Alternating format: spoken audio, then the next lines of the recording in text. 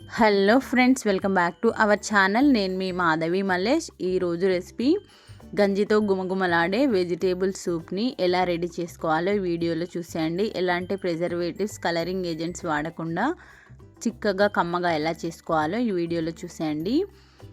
ముందుగా stove on చేసుకొని ఒక బౌల్ పెట్టుకోవాలి. ఇలా స్టీల్ బౌల్ అయితే ఉడికించడానికి చాలా ఈజీగా ఉంటుంది, తొందరగా అవుతుంది. కాబట్టి ఒక స్టీల్ బౌల్ పెట్టుకొని దీనిలోకి ఒక 2 గ్లాసుల నిండా వరకు వాటర్ని యాడ్ చేసుకున్నాను.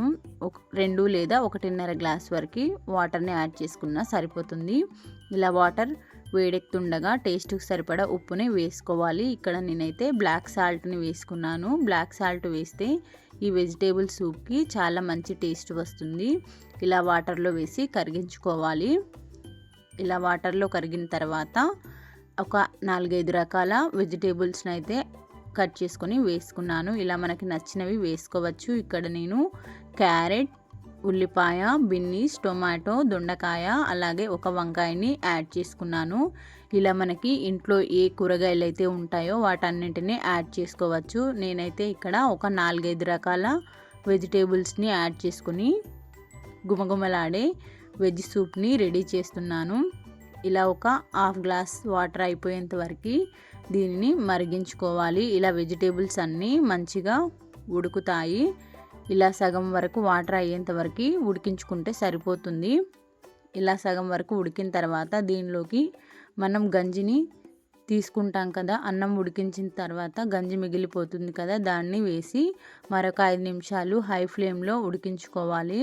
ఇలా ఒక పొంగు వచ్చేంత వరకు హై ఫ్లేమ్లో ఉడికించుకుంటే సరిపోతుంది.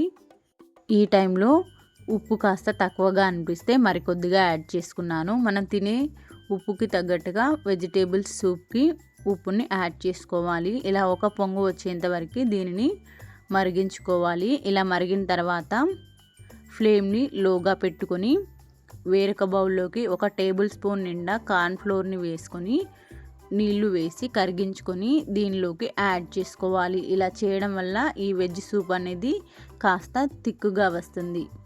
కేవలం గంజి నీళ్ళతో మాత్రమే ఉడికించినట్లయితే సూప్ అంతా థిక్నెస్గా రాకుండా పలుచగా అనిపిస్తుంది. కాబట్టి వేరొక ప్లేట్లోకి కార్న్ఫ్లోర్ని 1 టేబుల్ స్పూన్ వరకు వేసుకొని దీనిలోకి యాడ్ చేసుకొని మరొక 5 నిమిషాల వరకు ఉడికించుకోవాలి.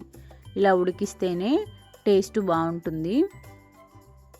కార్న్ఫ్లోర్ని కూడా మనకి వెజ్ సూపు ఎంత థిక్నెస్లో కావాలి అనుకునే దాన్ని బట్టి యాడ్ చేసుకోవాలి. ఇక్కడ నేను తీసుకున్న 2 గ్లాసుల వెజ్ సూప్కి 1 టేబుల్ స్పూన్ నిండా కార్న్ఫ్లోర్ని వేసి యాడ్ చేసుకున్నాను. ఇలా కాస్త చల్లబడిన తర్వాత ఇంకాస్త తిక్కుగా అనిపిస్తుంది. ఆలోపు ఈ వెజిటేబుల్స్ కూడా మంచిగా ఉడికిపోతాయి. కేవలం ఒక 15 నిమిషాల వరకు ఈ వెజిటేబుల్స్ని మీడియం టు హై ఫ్లేమ్లో పెట్టి ఉడికించుకుంటే ఇందులో ఉన్న కాన్స్టిట్యూయెంట్స్ అన్నీ కూడా ఈ సూప్లోకి వచ్చేస్తాయి. ఇలా ఒక 5 నిమిషాలు ఉడికించుకొని ఫ్లేమ్ని ఆఫ్ చేసుకొని కొద్దిగా గోరువెచ్చగా ఉన్నప్పుడు సర్వ్ చేసుకుంటే చాలా టేస్టీగా ఉంటుంది. అంతే, ఈ వెజిటేబుల్ సూప్ని ఈజీగానే రెడీ చేసుకోవచ్చు. కేవలం మనకు నచ్చిన వెజిటేబుల్స్ని కట్ చేసుకొని వేసుకొని దీనిలోకి గంజిని, కార్న్ఫ్లోర్ని వేసి ఒక 5-10 నిమిషాలు ఉడికిస్తే ఎంతో కమ్మగా ఉండే వెజ్ సూప్ అనేది రెడీ అవుతుంది. ఈ విధంగా చేసి వారానికి ఒక 2-3 సార్లు తీసుకున్నా కూడా చాలా మంచి రిజల్ట్ ఉంటుంది. వెయిట్ లాస్ అవ్వడానికి కూడా ఉపయోగపడుతుంది. కాన్స్టిపేషన్ని రెడ్యూస్ చేస్తుంది. ఈ విధంగా న్యాచురల్గా ఇంట్లో ఉన్న వాటితోనే వెయిట్ లాస్గా చేసుకునే రెసిపీలో ఇది ఒకటి. దీన్ని మార్నింగ్ బ్రేక్ఫాస్ట్గా తీసుకున్నా కూడా మధ్యాహ్నం వరకు ఆకలి అనేది వేయకుండా ఉంటుంది. ఇందులో 4-5 రకాల వెజిటేబుల్స్ని వేసి ఈ సూప్ని రెడీ చేసుకున్నాం కాబట్టి ఇందులో మల్టీ న్యూట్రిషన్స్ ఉంటాయి. ఈ వెజిటేబుల్స్ని కూడా పడేయకుండా అలాగే తీసుకోవచ్చు. కేవలం సూప్ మాత్రమే కాకుండా ఇలా ఉడికించిన ముక్కల్ని కూడా పడేయకుండా తీసుకుంటే హెల్త్కి ఎంతో మంచిది. వెయిట్ లాస్కి చాలా ఉపయోగపడుతుంది. ఈ విధంగా కేవలం మన ఇంట్లో ఉన్న ఒక 4-5 రకాల వెజిటేబుల్స్తో, చాలా తక్కువ వెజిటేబుల్స్తోనే ఈ వెజ్ సూప్ని రెడీ చేసుకోవచ్చు. నా రెసిపీ నచ్చితే తప్పకుండా లైక్ చేసి, కామెంట్ చేసి, సబ్స్క్రైబ్ చేయండి. మరెన్నో ఇంట్రెస్టింగ్ వీడియోల కోసం మన ఛానల్ని సబ్స్క్రైబ్ చేసి సపోర్ట్ చేయాలని కోరుకుంటున్నాను. మరి ఆలస్యం చేయకుండా వెంటనే కమ్మనైన వెజ్ సూప్ని ఇంట్లో ఉన్న కూరగాయలతో రెడీ చేసుకోండి. వెయిట్ లాస్ని, కాన్స్టిపేషన్ని తగ్గించుకోండి. Thank you for watching.